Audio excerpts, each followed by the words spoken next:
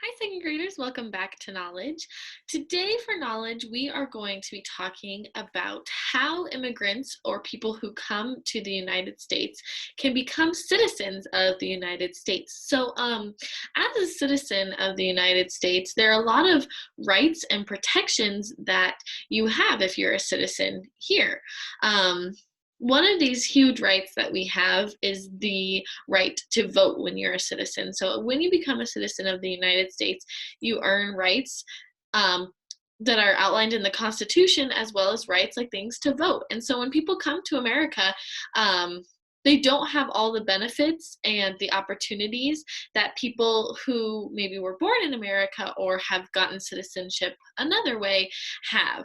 So after immigrants have lived in the United States for a while, they have the opportunity to try to get citizenship. So, rights are freedoms, like things that you can say or do that the government can't take away. And until these immigrants become citizens of the United States, they don't have these rights. So, today we're going to be talking about how people who have immigrated to the United States can become citizens of the United States. And I want you to listen to find out what it means to be a citizen and how immigrants can become citizens of the United States. So let's get started. Let me hide this.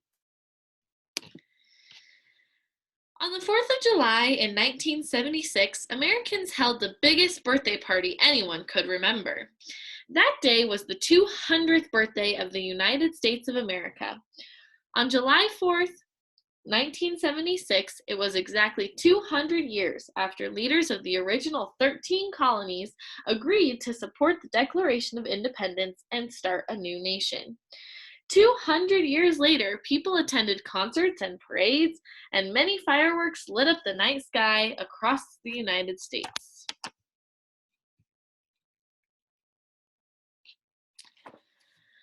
But for one group of people, a group of immigrants, that day was going to be even more special. In the morning, this group of people woke up and got dressed in their best clothes.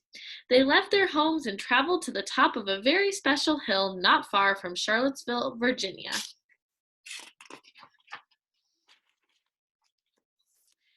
It was at the top of this hill that Thomas Jefferson, the author of the Declaration of Independence and the third president of the United States, had built his home 2 centuries earlier. Jefferson's home is called Monticello. That morning in 1976, the President of the United States at the time, Gerald Ford, would be there to help each immigrant become a citizen of the United States.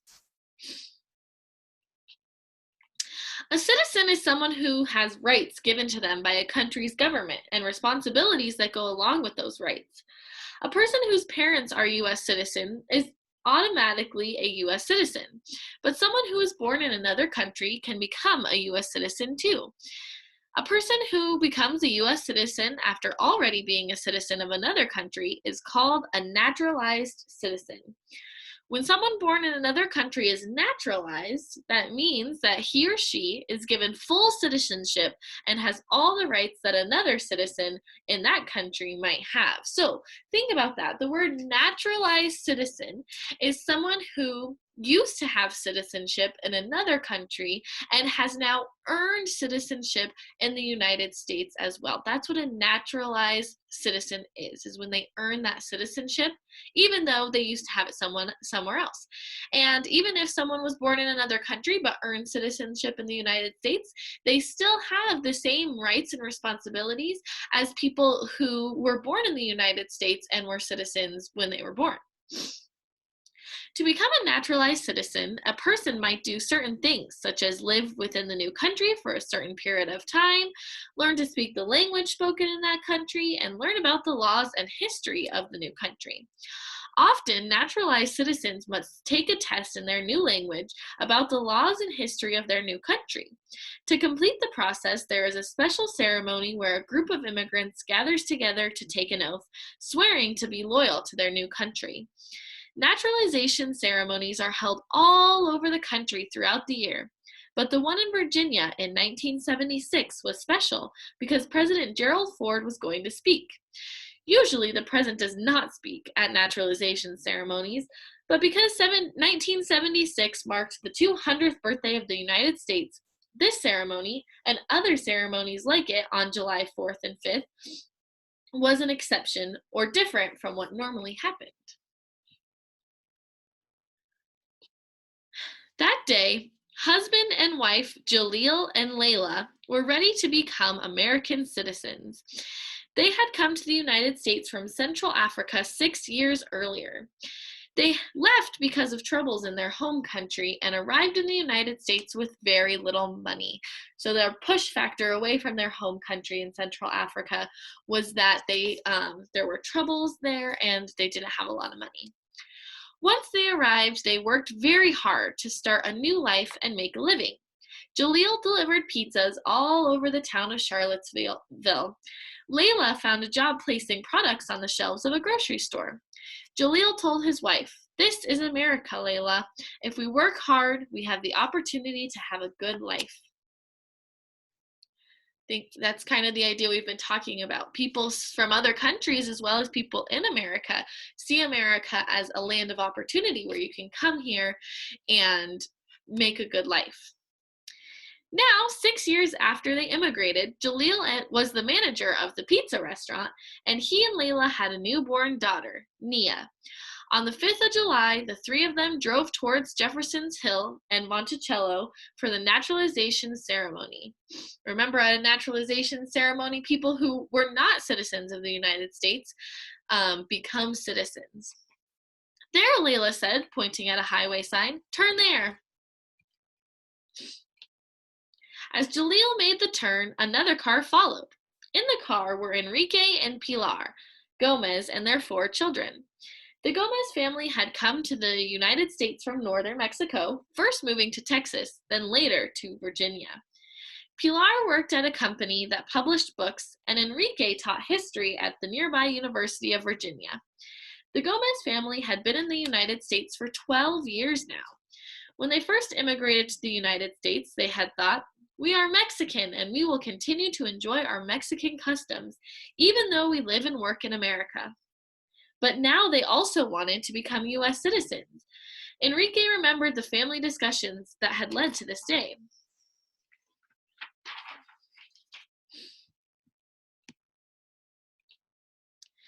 One night, 3 years ago, while eating dinner with some friends, Enrique thought, "How can I make a life outside of Mexico and not be a citizen in the new country which I am living?" Remember, a citizen is someone who has rights and responsibilities in a country.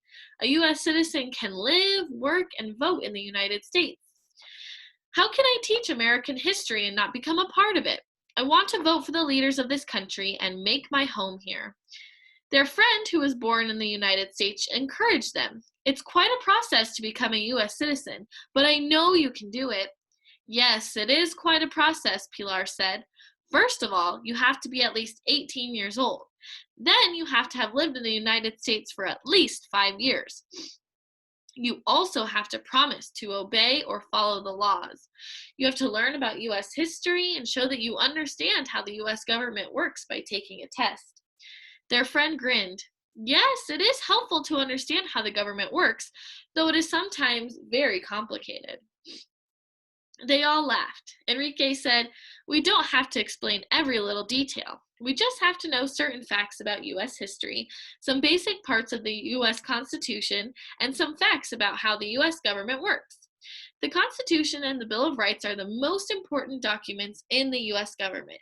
And the Constitution and the Bill of Rights tell us our rules as well as what rights or the things that you can do as a U.S. citizen. For example, in the Bill of Rights, it says that we have the freedom of speech, so you can say what you want to say in America. And in some countries, they don't have that freedom. So that is a freedom that American citizens have. Sorry. "What about your children?" asked another one of their friends. "If you and Pilar become citizens, do your children become citizens too?" Enrique answered, "Yes, if we become citizens of the United States, our children will be as well. In fact, that's one of the main reasons we want to become naturalized citizens. We want our children to grow up as United States citizens. Maybe some of your parents became naturalized citizens, which made you a citizen too. But if you were born in the United States, then you are a citizen. So now Enrique and Jalil, along with their families, gathered in front of Monticello and joined the crowd on the wide green lawn where a stage had been set up and a band was playing. President Ford and a few other speakers came out, and the president began to speak to the crowd. He began, "I am very proud to welcome all of you as fellow citizens of the United States of America. In 1884, France, as a birthday gift, presented the United States with a statue, the Statue of Liberty in New York Harbor. But you have given us a birthday present beyond price, yourselves, your faith, your loyalty, and your love. We thank you with full and friendly hearts." Pointing at Jefferson's house, President Ford continued, "Jefferson and his fellow leaders set out to construct or create a new kind of nation based on the idea that men may be trusted," Jefferson said, "to govern or to rule themselves. He and all other patriots who gave us our Declaration and our Constitution studied different kinds of government before they created the U.S. government. How well they built it is told by the millions of people who came and are still coming from almost everywhere. These new Americans brought pieces of the homes they left behind: a song, a story, a dance, a tool, a seed, a recipe, the name of a place, the rules of a game, the tricks of a trade. These additions of traditions and cultures have made America unique among nations and Americans a new kind of people." And in this speech, President Ford is saying that the U.S. Constitution and its protection from the government was and continues to be a pull factor that brings many Americans to the United States. He's also pointing out that many people brought things from their home countries with them to the United States. Their food, their countries, the way, or their customs, the way they dance, all those sorts of things we have from different countries because people immigrated to America. President Ford continued, "To be an American is to share in those principles or general beliefs and rules which the Declaration proclaims and the Constitution protects." Looking at his audience, Ford said, "You came as strangers and you leave here as citizens, equal in rights, equally protected by the law, with an equal share in the promise of the future." He meant that all citizens have the same opportunities for a good future. Jefferson wrote about the pursuit of happiness. "Our Constitution does not promise that any of us will find happiness, but we are free to try." When the president finished speaking, everyone cheered. Enrique and Pilar hugged one another, and then they hugged their children. Next to them in the crowd, Jalil and Layla were doing the same.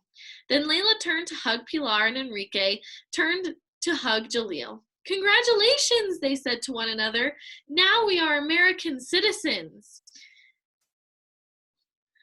And that is how they became citizens of the United States. So before I finish off, I want to remind you guys of the word naturalized citizen. So remember that a naturalized citizen is someone who was born in another country and was a citizen of another country, but has spent time in the United States and has passed all the requirements to become a citizen of the United States. And then they are now a naturalized citizen. So even though they weren't born in the United States and they have been a citizen of somewhere else, they are now a citizen of the United States. The question I want you guys to answer on Flipgrid is, what are the reasons that Enrique and Pilar wanted to become citizens of the United States? It's not an easy process to become a citizen. You have to live here for a certain amount of time. You have to take a test, and sometimes if you're coming from a different country, maybe you don't speak English and the test is in English. So even though it wasn't easy and it was a long, hard process, what are the reasons that Enrique and Pilar wanted to become citizens of the United States? Because there are reasons that they wanted to become citizens. So go ahead and answer that on Flipgrid. Thanks for listening. Bye, guys.